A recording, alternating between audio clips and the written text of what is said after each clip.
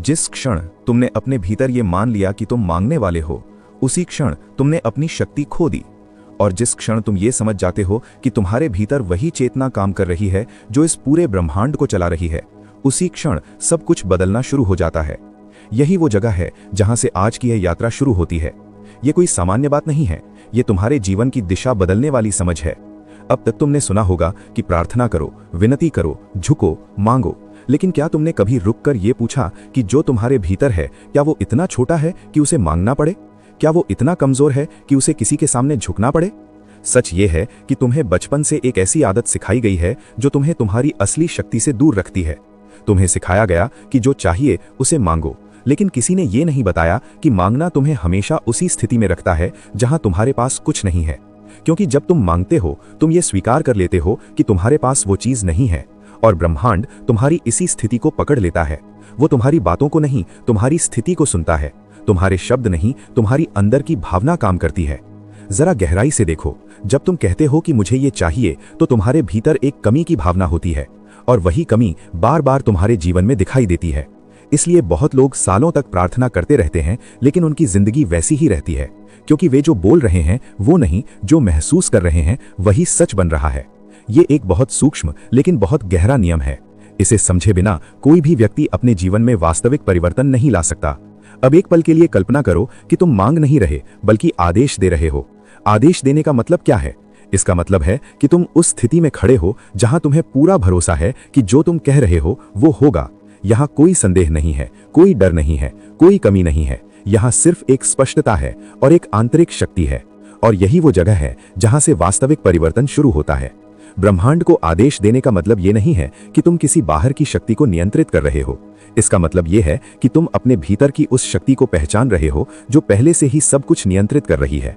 ये समझ बहुत जरूरी है, क्योंकि अगर तुम इसे गलत समझोगे तो तुम फिर से उसी पुराने रास्ते पर चले जाओगे जहां तुम खुद को छोटा मानते हो और बाहर किसी चीज से उम्मीद करते हो। तुम्हारे भीतर एक ऐसी चेतना है जो हर पल सक्रिय है।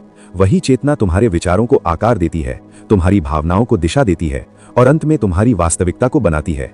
जब तुम इस चेतना के साथ सही तरीके से जुड़ते हो, तब तुम्हें कुछ मांगने की जरूरत नहीं पड़ती। तुम सिर्फ स्पष्ट रूप से तय करते हो कि क्या होना है, और धीरे धीरे तुम्हारी पूरी ऊर्जा उसी दिशा में काम करने लगती है। लेकिन यहाँ एक बहुत बड़ी गलती होती है जो लगभग हर व्यक्ति करता है। वो शब्दों में आदेश देता है, लेकिन भीतर से डरता है। वो बाहर से विश्वास दिखाता है, लेकिन अंदर से संदेह करता है। और यही कारण है कि उसे परिणाम नहीं मिलता, क्योंकि ब्रह्मांड शब्दों से नहीं, कंपन से काम करता है। तुम्हारे भीतर जो कंपन है वही तुम्हारी वास्तविकता बनता है। इसलिए आदेश देने की शुरुआत शब्दों से नहीं होती, इसकी शुरुआत तुम्हारी आंतरिक स्थिति से होती है। जब तक तुम्हारे भीतर स्पष्टता और स्थिरता नहीं है, तब तक तुम्हारे शब्द सिर्फ शब्द ही रहेंगे। लेकिन जैसे ही तुम्हारे भीतर ये स्थिरता आ जाती है कि जो मैं कह रहा हूं वो निश्चित है, उसी क्षण से चीजें बदलना शुरू हो जाती हैं। तुम्हें यह भी समझना होगा कि आदेश देना कोई बाहरी क्रिया नहीं है, ये एक आंतरिक अवस्था है। ये उस स्थिति का नाम है जहां तुम पूरी तरह से जागरूक हो जाते हो कि तुम कौन हो। और जब ये जागरूकता आती है, तब तुम्हारे शब्द अपने आप शक्तिशाली हो जाते हैं। तब तुम्हें जोर लगाने की जरूरत नहीं पड़ती, तुम्हें बार बार दोहराने की जरूरत नहीं पड़ती। एक स्पष्ट निर्णय ही काफी होता है। अब सवाल ये उठता है कि ये अवस्था कैसे आती है? क्या ये कोई तकनीक है, कोई विधि है, या कुछ और? सच ये है कि ये कोई साधारण तकनीक नहीं है जिसे तुम कुछ मिनट में सीख लो। ये एक प्रक्रिया है, एक ऐसी प्रक्रिया जिसमें तुम्हें अपने पुराने विश्वासों को देखना होगा, उन्हें समझना होगा और धीरे धीरे उन्हें छोड़ना होगा। क्योंकि जब तक तुम्हारे भीतर पुराने पैटर्न काम कर रहे हैं, तब तक तुम नए तरीके से नहीं जी सकते। तुम्हारे भीतर बहुत सारी आवाजें हैं जो तुम्हें बार बार ये याद दिलाती हैं कि तुम सीमित हो, कि तुम्हारे पास शक्ति नहीं है, कि तुम्हें बाहर से मदद चाहिए। और जब तक तुम इन आवाजों को पहचानते नहीं, तब तक तुम उनसे मुक्त नहीं हो सकते। इसलिए इस यात्रा का पहला कदम है जागरूकता। अपने विचारों को देखना, अपनी भावनाओं को समझना और ये जानना कि तुम्हारे भीतर क्या चल रहा है। जैसे जैसे तुम इस जागरूकता में गहराई से उतरते हो, तुम्हें धीरे धीरे ये समझ आने लगती है कि तुम वो नहीं हो जो अब तक खुद को समझते आए हो।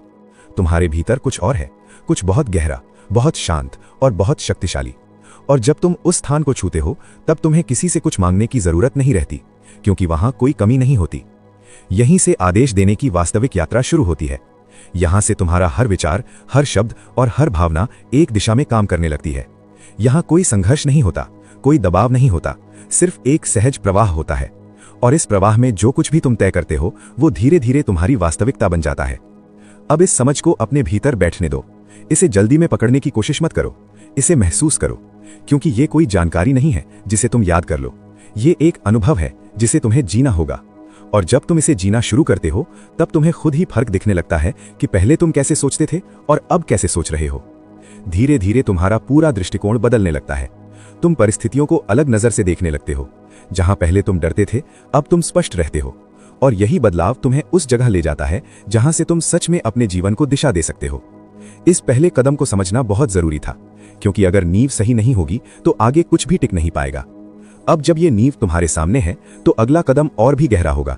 वहीं से ये यात्रा और स्पष्ट होगी और तुम्हें ये समझ आने लगेगा कि अपने भीतर की शक्ति को कैसे जागृत किया जाता है और उसे सही दिशा में कैसे उपयोग किया जाता है। जैसे जैसे ये समझ भीतर गहराती है, ये सिर्फ एक विचार बनकर नहीं रहती, बल्कि धीरे धीरे तुम्हारे अनुभव का हिस्सा बनने लगती है। और तभी एक बहुत सूक्ष्म परिवर्तन शुरू होता है, जिसे बाहर से कोई नहीं देख पाता, लेकिन भीतर सब कुछ बदलने लगता है।